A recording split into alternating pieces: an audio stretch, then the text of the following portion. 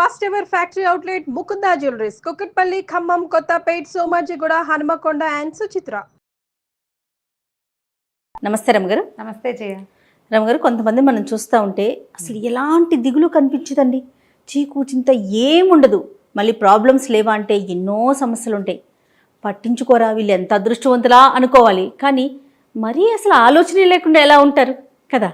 ఇళ్లలో వాళ్ళకి ఎంత కష్టమో తెలుసా రమగారు, అలా చీకు చింత లేకుండా హస్బెండ్ కానీ వైఫ్ కానీ ఇద్దరిలో ఒకళ్ళు హస్బెండ్ ఉన్నాడో చచ్చారే ఓయమ్మో కదా. నిష్పూచిగా ఉండే వాళ్ళతోటి చాలా కష్టము. వాళ్ళు ఆలోచించరంటారు రమ్మగారు, అంటే వాళ్ళని బాధించదు మనసు. శాలోగా ఎంతసేపు బాధపడే రకంగా ఉండరు కొంతమంది. అసలు ఎంతసేపు బాధపడద్దు, కనీసం ఆలోచించాలి కదా, అది కూడా ఉండదు. వాళ్ళు ఆలోచిస్తారు, మనకు తెలియదు బహుశా. అంతేనంటారా? ఎవరి చింత వాడికి ఉంటుంది, కొంతమందికి చింత ఉండదు. రేపటి గురించి ఆలోచన కొంతమందికి ఉండదు. రేపేలాగా, ఎల్లుండేలాగా, అవతల ఎల్లుండేలాగా, పెళ్ళి అయితే ఎట్లా, పెళ్లి కాకపోతే ఎట్లా, పెళ్ళయ్యాక పిల్లలు పుట్టపోతే ఎట్లా, పుడితే ఎట్లా, ఆ ఊరు వెళ్తే ఎట్లా, ఎక్కడికో ఆలోచించేస్తారు. ఆలోచించే వాళ్ళు కొంతమంది, ఏ ఆలోచన లేకుండా ఉండేవాళ్ళు కొంతమంది. దీని మీద ఒక నిర్విచారుడని భలే కథ ఉంది జయ. ఓ చెప్పండి. చాలా బాగుంది, ఇంట్రెస్టింగ్గా ఉంటుంది. పాత కథ, 50లోది బహుశా, ఏమన్నా 50 అంతే 50స్లోది అనుకో. తర్వాత ఇప్పుడు గుర్తు చేసుకుంటూ ఉండేదాన్ని ఆ కథ నేను. భలే తమాషాగా ఉంటుంది. ఓ రాజుగారు ఉన్నారు. ఈయన రాజ్యం సుభిక్షంగా ఉంది, ప్రజలు శాంతిగా ఉన్నారు, పెద్ద ప్రాబ్లమ్స్ ఏం లేవు. అంటే జనరల్గా రాజ్యంలో ప్రాబ్లమ్స్ అంటే ట్యాక్సులు ఎక్కువైపోవటము, ఏదైనా ఈతి బాధలు, వర్షాలు పడకపోవటము, అకాల వర్షాలు, అకాల మృత్యువులు, అలాంటివి ఏమీ లేవు. రాజుగారికి తను ఉండాల్సినంత సుఖంగా లేనని ఒక ఫీలింగ్. ఓకే, నేను ఇంకా హ్యాపీగా ఉండొచ్చు, కానీ నాకు హ్యాపీగా ఉండటం రావట్లేదు అనుకుంటాడు. ఆయనకు ఒక దిగులు, నాకంటే సుఖంగా ఉండేవాళ్ళు లేరా అని అడుగుతూ ఉంటాడు ఎంతసేపు. నేను ఉండాల్సినంత సుఖంగా లేనంటే ఈ అధికారులు, ఆయన భార్య, మంత్రులు అనేవాళ్ళు మీ అంత సుఖప్రాణి లోకంలో లేడండి, మీరే హాయిగా ఉన్నారంటే ఆయనకు నమ్మకం ఉండేది కాదు. నాకన్నా ఇంకా చాలా మంది సుఖంగా ఉంటారు, ఉండాల్సినంత హాయిగా నేను లేను, నేను ఇంకా కూల్గా ఉండుతూ నేను ఎందుకో ఉండలేకపోతున్నాను. బాగుంది, హాయిగా ఉండటమంటే ఇది కాదు, ఇంకా ఏదో అలా అనుకునేవాడు. అయితే ఏమైంది, దాని మీద ఆలోచిస్తూ ఉండేవాడు ఎంతసేపు. ఒకరోజు ఒక ఆయన, ఈయన ఈ రాజుగారు ఎక్కడికో వెళ్ళాడు, ఊర్లో తిరిగి రావడానికి వెళ్ళాడు. అధికారులు ఎవ్వరు లేరు. తిరిగి వస్తుంటే ఒక పల్లెటూరులో ఒక పల్లె వాతావరణం, నగరానికి కొంత దగ్గరలోనే ఓ పూరి పాకలోంచి చిన్న వెలుగు, అక్కడి నుంచి ఏదో శ్రావ్యమైన సంగీతము వినపడుతోంది. అబ్బా వీడెవడో సుఖప్రాణి, చీకటి పడేసరికి చక్కగా సంగీతం వాయించుకుంటున్నాడు. ఎవరు సంగీతం పాడుకుంటూ కులాసాగా ఉంటారు, ఆనందంగా హాయిగా ఉన్నవాడు. ఈయన గుర్రం బయట కట్టేసి ఆ గుమ్మంలోకి పోయాడు. ఈ రాజుగారు రాజు వేషంలో లేడు, సింపుల్గా ఉన్నాడు. ఏదో ఒక బాటసారి వెళ్ళే ఆ ఏకతార మీటుకుంటున్నాడు. ఒక ఆయన టింగ్ టింగ్ వాయిస్తున్నాడు.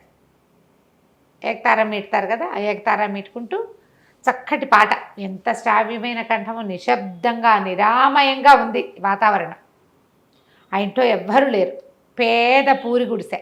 ఓ మూల ఓ పొయ్యి ఉంది, ఏవో గిన్నెలు కనపడుతున్నాయి, ఓ చిన్న కుక్కి మంచం ఒకటి ఉంది కూర్చోడానికి వీలుగా. ఓ చాపేసుకుని గుంజకానుకుని కూర్చుని ఏకతార మీటుకుంటూ పాడుకుంటున్నాడు. దాన్న కూర్చో అని ఆయన కూర్చున్నాక, అగో ముందు కొండలో మంచినీళ్ళు ఉన్నాయి తాగు అని వాడు మంచినీళ్ళు అయితే ఈయన మీటుకుంటూ పాడుకుంటుంటే రాజుగారు కూడా సంగీతంలో మైమర్చిపోయి విన్నాడు. ఎవరు ఏమిటి అని కనుక్కున్నాడు. ఎంత హాయిగా పాడుతున్నావు, నీకేం బాధలు లేవంటే, ఏం బాధలు ఉంటాయన్నయ్యా, నాకేం బాధలు ఉంటాయన్నా, ఏమున్నాయి, ఏదో కళాయి పనులు చేస్తా, మాటలేస్తాను గిన్నెలకి, నగరంలో తిరుగుతా పొద్దంతా, ఏదో ఒక పావలా అర్ధ రూపాయి దొరుకుతుంది, కాసిన బియ్యం కూర కొనుక్కు తెచ్చుకుంటా, అన్నం వండుకుని తింటా, నేను ఎవరికి పెట్టక్కర్లేదు, ఎవరు నాకు పెట్టక్కర్లేదు, గొడవ లేదు, నాకెవరు లేరే అని ఏడవచ్చు. వాడు ఏడవట్ల, ఏం చేయాలి, ఏముంది, నడిచిపోతుంది కదా. అన్నం తిన్నాక ఇంకేముంది, వెంటనే నిద్ర ఏమీ రాదు. ఏదో సంగీతం చిన్నప్పటి నుంచి పాట పాడుకునే అలవాటు, ఏకతారా పెట్టుకుని పాడుకుంటుంటే సంతోషంగా ఉంటుంది, హాయిగా నిద్ర పడుతుంది, ప్రశాంతంగా ఉంటుంది అన్నాడు. రాజు ఆశ్చర్యపడి, ఊరిని వాడికి దొరికే పావలార్థకే వీడు ఎలా హాయిగా ఉన్నాడు, ఏమో నాకు అన్నీ ఉన్నా నేను హాయిగా లేను, నిర్విచారంగా ఉన్నాడే వీడు, వాడు ఎంతైనా ఏడవచ్చు, నాకు పావలాయే వస్తుంది, రూపాయి రావట్లేదని ఏడవచ్చు. పోనీ రూపాయే వస్తుంది, 10 రూపాయలు లేవని ఏడవచ్చు. నాకు ఎవడూ లేడు, నన్ను పట్టించుకునేవాడు లేడు, నన్ను చూసేవాడు లేడని ఏడ్చేవాళ్ళు లేరా ఇప్పుడు? అదే కదా. అన్నీ ఉన్నా సరే మా అమ్మ లేదు, మా నాన్న లేడు, నన్ను కనుక్కునేవాళ్ళు లేరు, అందరూ నన్ను అజాపజా కనుక్కోవట్లేదు అని ఏడుస్తూ ఉంటారు. అవును. రాజుగారికి అన్నీ ఉన్నా ఏదో కష్టం. నేను ఇంత నిర్విచారంగా ఉండలేను. నేను ఇలా హాయిగా నా దారిని నేను పాట పాడుకుంటూ పడుకోలేకపోతున్నానే. సరే వీడికి ఇది కట్ చేసి చూద్దాం, వీడు ఏం చేస్తాడో అని. మర్నాడు ఆ రాత్రి వెళ్ళిపోగానే ఊళ్ళో ఎవ్వరూ మాటలేయించద్దు, కళాయి పెట్టించద్దు, అవన్నీ పనులు కోటలోనే అవుతాయి, రోడ్డు మీద తిరిగేవాడికి పని ఇవ్వద్దు అని టంకేయించాడు. వాడి ఆయన తెలివి. మర్నాడు ఈ కళాయి పోసేవాడు ఊరంతా తిరిగాడు, ఎవరు పిలవల, కళాయి ఎవ్వరూ పిలవల. పని లేదు, ఏం చేస్తాం. తిరిగి వస్తూ ఉంటే ఇంటికి ఒక ఆయన, ఒక పెద్ద మనిషిలాగా ఉన్న ఆయన వాకిట్లో నుంచుని గొడ్డలు పెట్టి పేళ్ళు కొట్టుకుంటున్నాడు.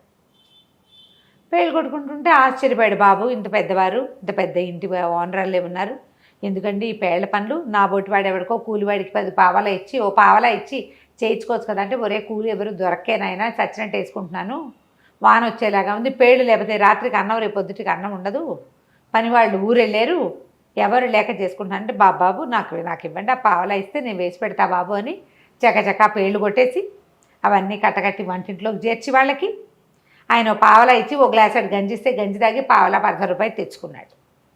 వచ్చేటప్పుడు ఒక గుప్పెడు బియ్యం, ఓ సోల్డ్ బియ్యము, ఒక తోటకూర తెచ్చుకున్నాడు. అన్నం వండు తినేసాడు. అయిపోయి ఆ రోజు ఏకతారం పెట్టుకుంటున్నాడు. రాజుగారు ఇవాళ వీడికి తిండి దొరుకుండదు, వాడు అడుక్కునేవాడు కాదు, పని చేసుకుని బతికేవాడు. ఏం చేస్తున్నాడో చూద్దామని రాత్రి 9 అయ్యేసరికి తయారయ్యాడు. వీడు టింగ్ టింగ్ టింగ్ టింగ్ అని పాడుకుంటున్నాడు. ఎవడెవ్వడి వాడు ఈ జీవుడు, ఎవరికి ఏమవుతాడు ఈ జీవుడు అనుకుంటూ. రాజు ఆశ్చర్యపోయాడు. ఓరిని అని మళ్ళీ వెళ్ళాడు లోపలికి. వెళ్తే, నాయనా బాగున్నావా అన్నాడు. బాగున్నాను, వాళ్ళు ఏం పని చేసావు అని అడిగాడు.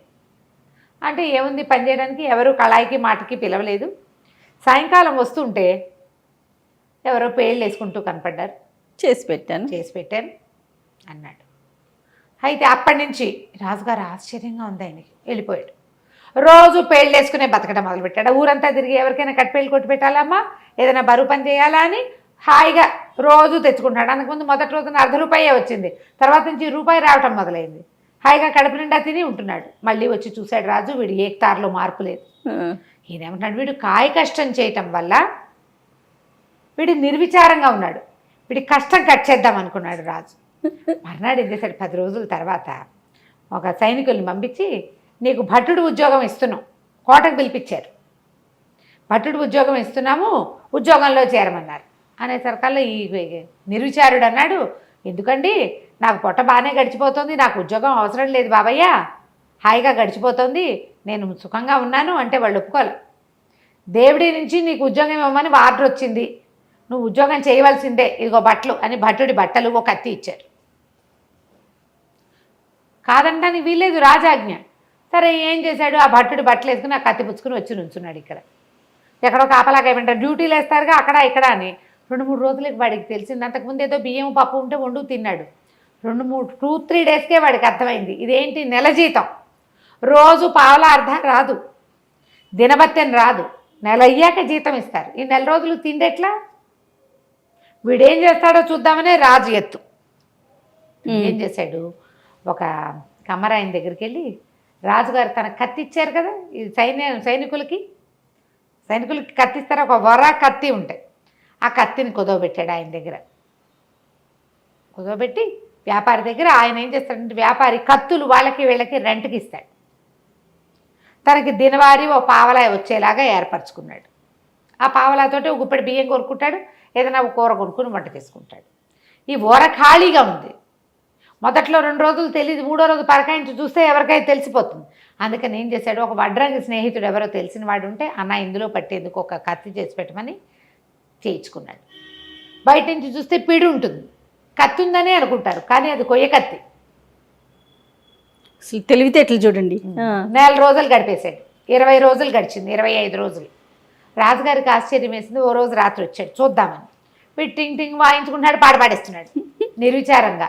రాజు ఆశ్చర్యపోయాడు, ఎట్లా వీడు చేస్తున్నాడు, ఇప్పుడు వెళ్ళి అడగలేడు.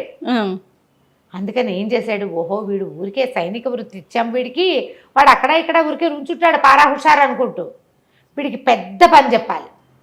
రక్తం చూడలా వీడు యుద్ధ సైనికుడు కాదు, వీడికి నెత్తురు చూపించాలి, వీడికి అప్పుడు వీడి సుఖమంతా పోయి భయం వేస్తుంది వాడికి. అసలు అంత కక్ష ఏంటో రాజుకి తనకంటే వాడు హాయిగా ఉన్నాడనే విషయాన్ని ఓర్చుకోలేకపోతున్నాడు. రాజే. మనమైనా అంతే కదా జయ, మనకంటే అవతల వాళ్ళు హాయిగా ఉన్నారని అనిపిస్తే మంటగా ఉండదా? కానీ అలా కక్ష సాధిస్తారా? మనకు అవకాశం లేదు, రాజుకి అవకాశం ఉంది. ఏదైనా అనవా జయ మనం, వాళ్ళకేంటి అంటాం సాధారణ రమ్మగారు. ఈ డ్రెస్ ఎంత నచ్చినా సరే ఈ డ్రెస్ నీకు సూట్ కాలేదు, అలా ఉంటే బాగుండేది, ఇందులో ఈ పువ్వులు లేకపోతే బాగుంది, ఏదో ఒక వంకి ఓర్చుకోలేనితనం ప్రతి మనిషికి 100% ఉంటుందండి. అవకాశం వచ్చినప్పుడల్లా ఆవిడ అట్లా ఇట్లా వేరే ఒక రూపంలో అయినా అనేసి ఆ కక్ష తీర్చేసుకుంటూ ఉంటారు. రైట్. మనుషులు కదా, మనుషులకి అలాంటివే ఉంటాయి భావాలు. వాటిని అరిషడ్ వర్గాన్ని జయించలేం మనం, రాజుగారు అసలు జయించలేము.